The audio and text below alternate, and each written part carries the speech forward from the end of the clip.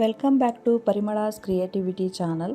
ಇವತ್ತು ಹುರುಳಿಕಾಳಿನ ಉಸುಳಿ ಹಾಗೂ ಕಟ್ಟಿನ ಸಾರು ಹೆಂಗೆ ಮಾಡೋದು ಅನ್ನೋದನ್ನು ನೋಡೋಣ ಬರ್ರಿ. ಒಂದು ಬಟ್ಲು ಹುರುಳಿಕಾಳನ್ನು ಚೆನ್ನಾಗಿ ತೊಳೆದು ಒಂದು ಪಾತ್ರೆಯೊಳಗೆ ಹಾಕಿ ನೀರು ಹಾಕಿ 8 ಗಂಟೆಗಳ ಕಾಲ ನೆನೆಸಿಡಬೇಕು. ನಂತರ ಆ ನೀರನ್ನು ಬಸಿದು ರಾತ್ರಿ ಅದನ್ನು ಒಂದು ಬಟ್ಟೆಯೊಳಗೆ ಕಟ್ಟಿ ಇಟ್ಟು ಅದರ ಮೇಲೆ ಒಂದು ಭಾರವಾದ ವಸ್ತುವನ್ನು ಇಟ್ಟರೆ ಆ ಹುರುಳಿಕಾಳುಗಳು ಮಾರನೇ ದಿನ ಅನ್ನೋದ್ರಲ್ಲಿ ಮೊಳಕೆ ಕಟ್ಟಿರ್ತಾವೆ.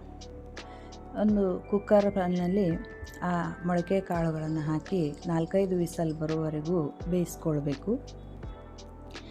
ಚೆನ್ನಾಗಿ ಬೆಂದ ಹುರುಳಿಕಾಳುಗಳನ್ನು ಹಾಗೂ ಅದರಿಂದ ಬರುವಂಥ ಕಟ್ಟನ್ನು ಎರಡೂ ಬೇರೆ ಬೇರೆ ಪಾತ್ರೆಯಲ್ಲಿ ತೆಗೆದಿಟ್ಕೊಳ್ಬೇಕು. ಈ ಹುರುಳಿಕಾಳಿನ ಉಸುಳಿ ಒಂದು ಸಾಂಪ್ರದಾಯಿಕ ಅಡಿಗೆ. ಇದು ಎಲ್ಲರಿಗೂ ಇಷ್ಟ ಆಗುವಂಥದ್ದು. ಇದನ್ನು ತಯಾರಿಸಲಿಕ್ಕೆ ಬಹಳ ಸಾಮಗ್ರಿಗಳು ಅಷ್ಟೇ ನಾವು ಬೇಕಾಗಿಲ್ಲ. ಒಂದು ಮಿಕ್ಸಿ ಜಾರ್ನಲ್ಲಿ ಕರಿಬೇವು, ಹಸಿ ಶುಂಠಿ, ಬೆಳ್ಳುಳ್ಳಿ, ಜೀರಿಗೆ, ಉಪ್ಪು ಹಾಕಿ ರುಬ್ಬಿಟ್ಕೊಳ್ಬೇಕು. ಕುಕ್ಕರ್ ಪ್ಯಾನನ್ನು ಗ್ಯಾಸ್ ಸ್ಟವ್ ಮೇಲಿಟ್ಟು ಅದರಲ್ಲಿ 1-2 ಚಮಚ ಎಣ್ಣೆ ಹಾಕಿ ಒಗ್ಗರಣೆಯನ್ನು ತಯಾರಿಸ್ಕೊಳ್ಬೇಕು. ಒಗ್ಗರಣೆಗೆ ಬೇಕಾದ ಸಾಮಾನುಗಳು ಅಂತಂದ್ರೆ ಸಾಸಿವೆ, ಜೀರಿಗೆ, ಅರಿಶಿಣ ಪುಡಿ, ಇಂಗು, ಕರಿಬೇವು ಇಷ್ಟು ಹಾಕಿ ಒಗ್ಗರಣೆಯನ್ನು ಸಿದ್ಧಪಡಿಸ್ಕೊಳ್ಬೇಕು.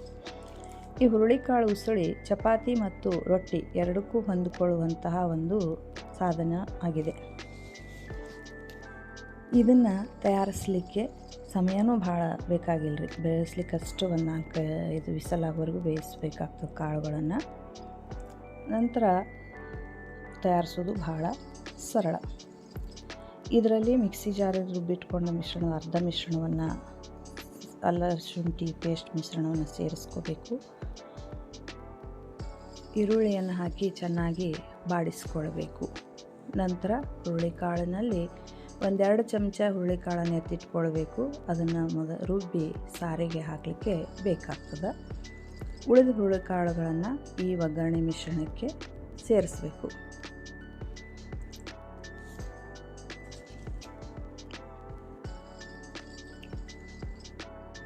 ಈ ಉಸುಳಿಗೆ ಹಸಿ ಕಾಯಿ ತುರಿಯನ್ನು ಸೇರಿಸಬೇಕಾಗ್ತದೆ.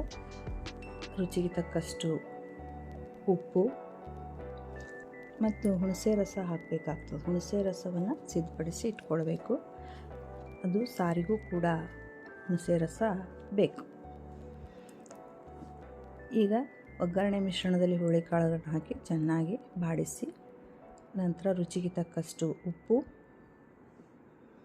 ಸೇರಿಸಿ ಚೆನ್ನಾಗಿ ಬಾಡಿಸಬೇಕು. ಬೆಲ್ಲದ ಪುಡಿಯನ್ನು ಸೇರಿಸಬೇಕು. ನಂತರ 1 ಚಮಚ ಕಾಯಿ ತುರಿಯನ್ನು ಸೇರಿಸಿ ಚೆನ್ನಾಗಿ ಬಾಡಿಸಬೇಕು.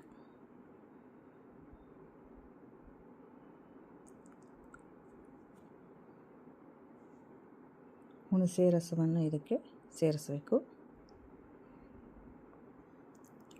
ಮೇಲೆ ಒಂದು ಲಿಡ್ಡನ್ನು ಕ್ಲೋಸ್ ಮಾಡಿ 1-2 ನಿಮಿಷ ಬೇಯಿಸಿದರೆ ಹುರುಳಿಕಾಳಿನ ಉಸುಳಿ ಸವಿಯಲು ಸಿದ್ಧ.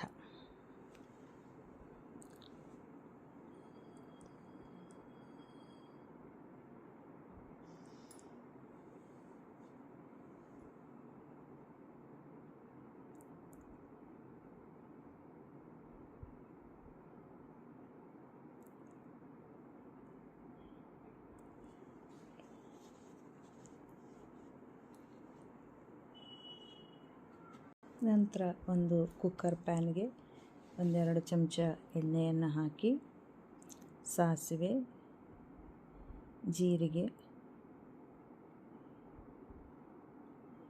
ಅರಿಶಿಣ ಪುಡಿ, ಇಂಗು ಹಾಕಿ ಒಗ್ಗರಣೆಯನ್ನು ತಯಾರಿಸ್ಕೋಬೇಕು ಸಾರು ಮಾಡಲಿಕ್ಕೆ. ಈ ಹುರುಳಿ ಕಟ್ಟಿನ ಸಾರು ಅನ್ನದ ಜೊತೆಗೆ ತಿನ್ನಲಿಕ್ಕೆ ಭಾಳ ರುಚಿಕಟ್ಟಾಗಿರ್ತದೆ. ಇದನ್ನು ಎಲ್ಲರೂ ತುಂಬ ಇಷ್ಟಪಟ್ಟು ತಿಂತಾರೆ. ಇದು ಹುಳಿ ಸಿಹಿ ಮಿಶ್ರಣವನ್ನು ರುಚಿಯನ್ನು ಹೊಂದಿರ್ತದೆ. ಒಗ್ಗರಣೆಗೆ ಕರಿಬೇವು ಹಾಕಬೇಕು. ನಂತರ ಶುಂಠಿ ಕರಿಬೇವಿನ ಪೇಸ್ಟು ಮಾಡಿಟ್ಟಿದ್ವಲ್ಲ ಅದನ್ನು ಇದಕ್ಕೆ ಸೇರಿಸಬೇಕು. ನಂತರ ಇದಕ್ಕೆ ಈಗ ಮುಂಚೆನೇ ತೆಗೆದಿಟ್ಕೊಂಡಂತಹ ಹುರುಳಿಕಾಳಿನ ಸಾರು ಕಟ್ಟನ್ನು ಸೇರಿಸಬೇಕು. ಸ್ವಲ್ಪ ನೀರು ಬೆರೆಸಿ ಒಂದೆರಡು ಕುದಿಸಬೇಕು.